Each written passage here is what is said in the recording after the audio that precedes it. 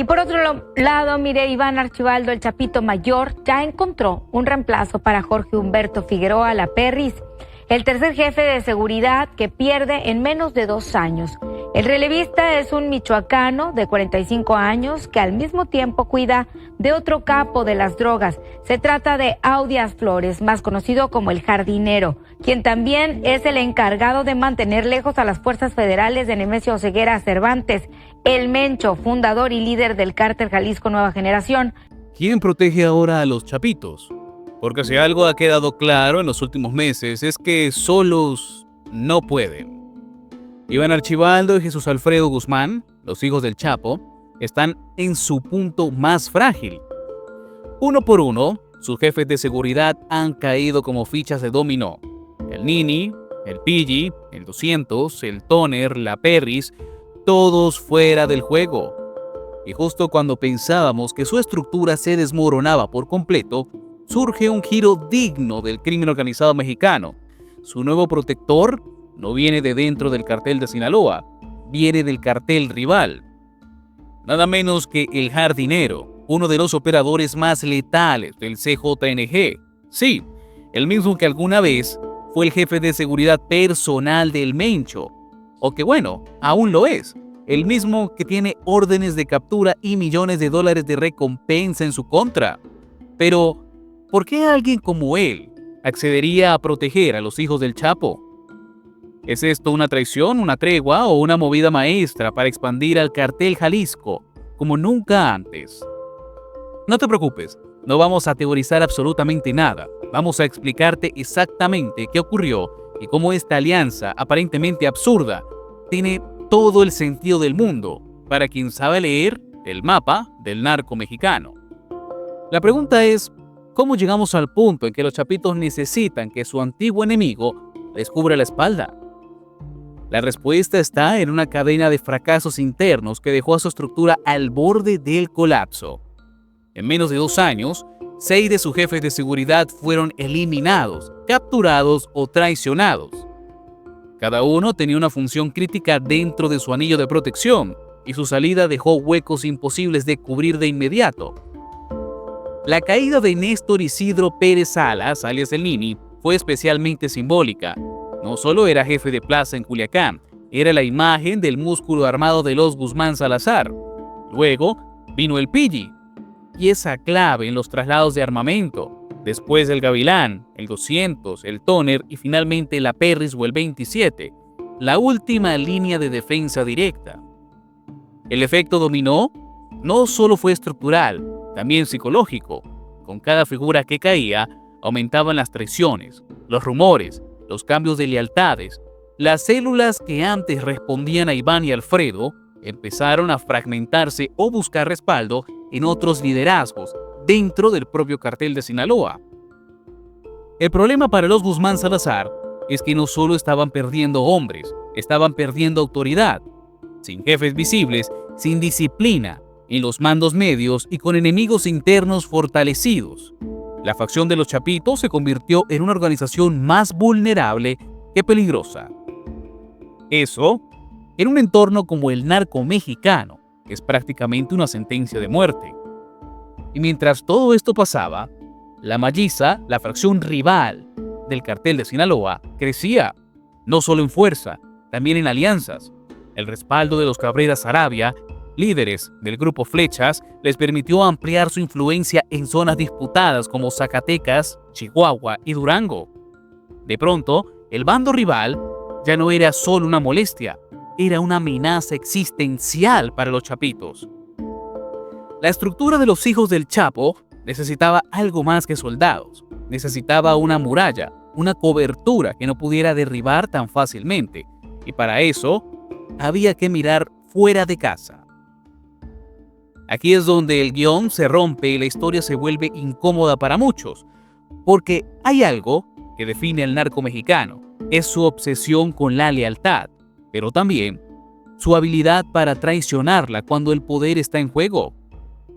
La alianza entre los Chapitos y el cartel Jalisco Nueva Generación no nació del respeto mutuo, nació de la desesperación y de una oportunidad demasiado jugosa como para dejarla pasar.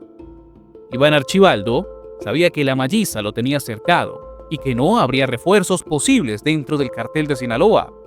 La única salida era cruzar una línea que parecía impensable: buscar apoyo en el enemigo. El encargado de establecer ese primer contacto fue nada menos que el jardinero. Sí, el mismo hombre al que muchos consideran el heredero natural del Mencho. El mismo que ha sido operador de confianza del CJNG en Jalisco, Colima, Nayarit y Zacatecas. Pero el jardinero no se mueve sin permiso. Quien dio luz verde a este encuentro fue el propio Mencho. Él vio lo que otros no veían. Proteger a los chapitos podría darle al cartel Jalisco Nueva Generación el control de rutas históricas, acceso a refugios estratégicos y una proyección operativa nacional. El pacto no se cerró con una llamada telefónica cualquiera, fue presencial, cara a cara. ¿Cómo se hacen las cosas en los niveles altos del narco? En un rancho del CJNG en Jalisco, se vieron las caras los emisarios de ambos bandos. Por un lado, el jardinero, por el otro, Abdiel Guzmán Araujo, hijo de Aureliano el Guano. La reunión fue tensa, pero fue clara. La Malliza había dejado de ser un rival controlable. Ahora era una amenaza con respaldo y ambición. El jardinero escuchó, analizó y consultó.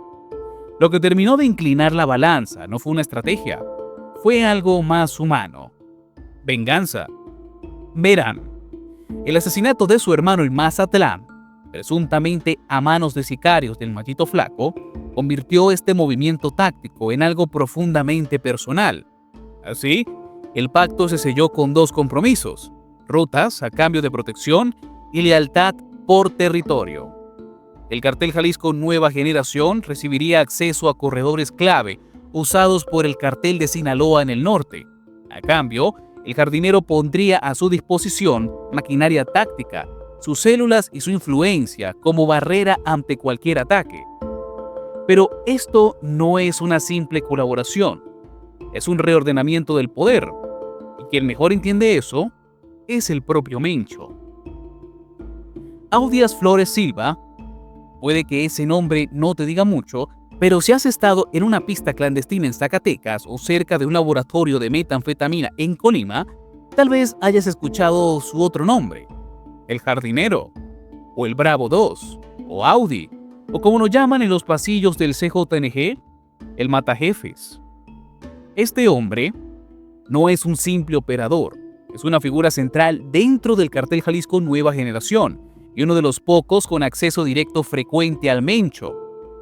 Nacido en Huetamo, Michoacán, en plena tierra caliente, el jardinero escaló posiciones durante 2 décadas hasta convertirse en jefe de seguridad personal del Mencho. Luego, pasó a controlar Jalisco, Nayarit, Zacatecas y Colima. Su sello: control militar, disciplina táctica y lealtad brutal.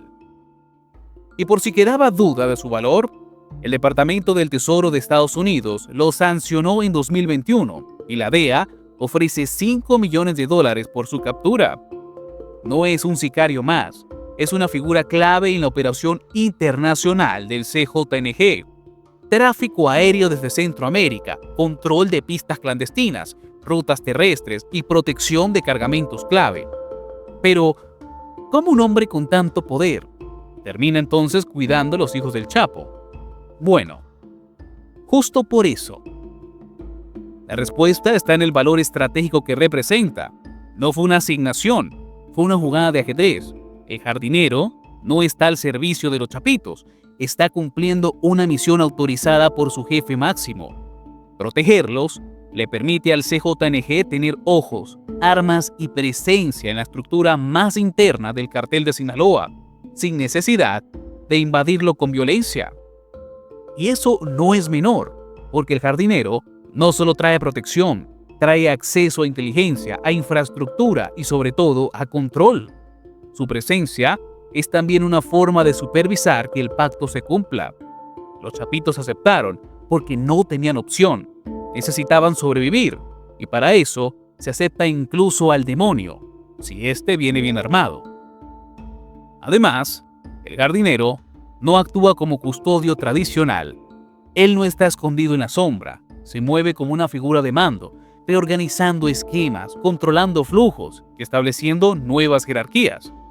De alguna manera, el CJNG no solo protege, también reestructura. Así que no se trata de quién protege a quién, se trata de quién manda sobre el nuevo orden. Y aunque los chapitos conserven su nombre, hay otra voz más poderosa dictando el rumbo desde las sombras.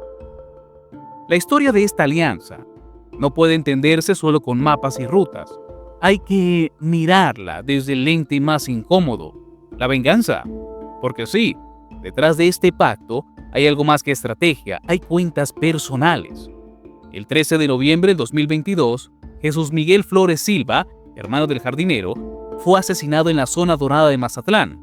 La autoría, según diversas fuentes de inteligencia, recae en células ligadas al mallito flaco.